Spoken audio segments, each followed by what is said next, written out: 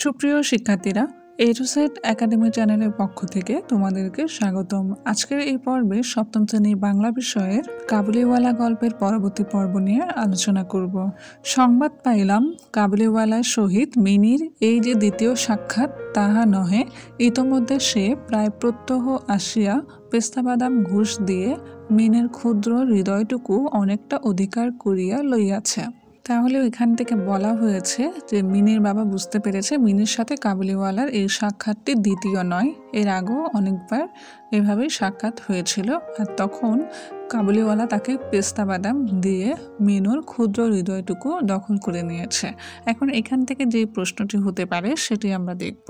পেস্তা বাদাম ঘুষ দিয়ে মিনির ক্ষুদ্র হৃদয়টুকু অনেকটা অধিকার করিয়া লইয়াছে, ব্যাখ্যা করো। কাবুলিওয়ালা মেওয়া দিয়ে মিনির মনকে জয় করে নিয়েছিল।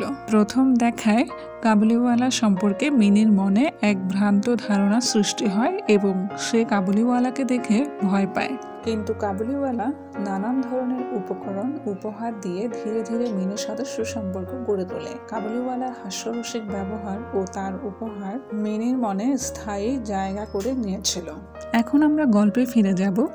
এখানে বলা হয়েছে, দেখিলাম এই দুটি বন্ধুর মধ্যে গুটি কতক বাঁধা কথা এবং ঠাট্টা প্রচলিত আছে। অর্থাৎ কাবুলিওয়ালা ও মিনির মধ্যে কয়েকটি কথা এবং ঠাট্টা প্রচলিত আছে। সেগুলো হচ্ছে, রহমতকে দেখিবা মাত্র আমার কন্যা হাসিতে হাসিতে জিজ্ঞাসা করিত, কাবুলিওয়ালা ও কাবুলিওয়ালা, তোমার ও ঝুলির ভিতরে কি? রহমত একটা অনাবশ্যক চন্দ্রবিন্দু যোগ করিয়া হাসিতে হাসিতে উত্তর দিত, হাতি। উহাদের মধ্যে আরও একটা কথা প্রচলিত ছিল। রহমত মিনিকে বলিত, খোকি, তুমি শ্বশুরবাড়ি কখনো যাবে না? কথাটার একটা কোনো জবাব না দিয়া চুপ করে থাকা নিতান্ত তাহার স্বভাব বিরুদ্ধ। অর্থাৎ মিনিকে কোনো প্রশ্ন করলে তার উত্তর না দিয়ে সে থাকে না। সে উল্টিয়া জিজ্ঞাসা করিত, তুমি শ্বশুরবাড়ি যাবে?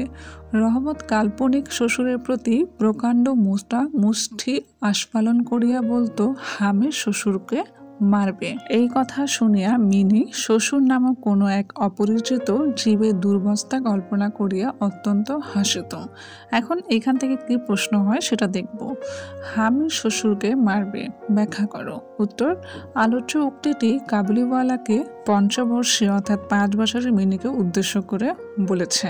প্রথম দর্শন মিনি কাবুলিওয়ালাকে দেখে ভয় পেলেও পরবর্তী সময় মিনি ও কাবুলিওয়ালার মধ্যে একটি হৃদ্যতাপূর্ণ সম্পর্ক প্রতিষ্ঠিত হয়। মিনি ও কাবুলিওয়ালার মধ্যে ধরা বাঁধা কিছু কৌতুক তামাশা প্রচলিত ছিল। তার একটি হচ্ছে মিনিকে কাল্পনিক কোনো শ্বশুরবাড়ির ভয় দেখানো।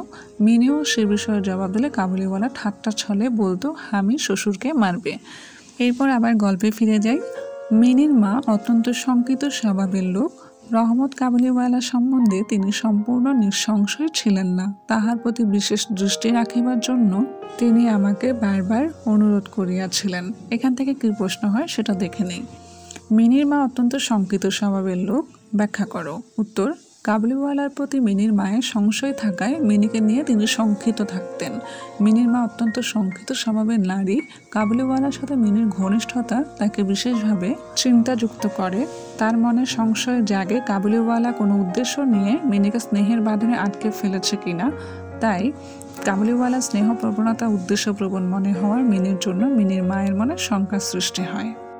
এই ছিল আজকের পর্ব। পরবর্তী ভিডিওগুলো পেতে আমাদের চ্যানেলটি সাবস্ক্রাইব করুন। ধন্যবাদ।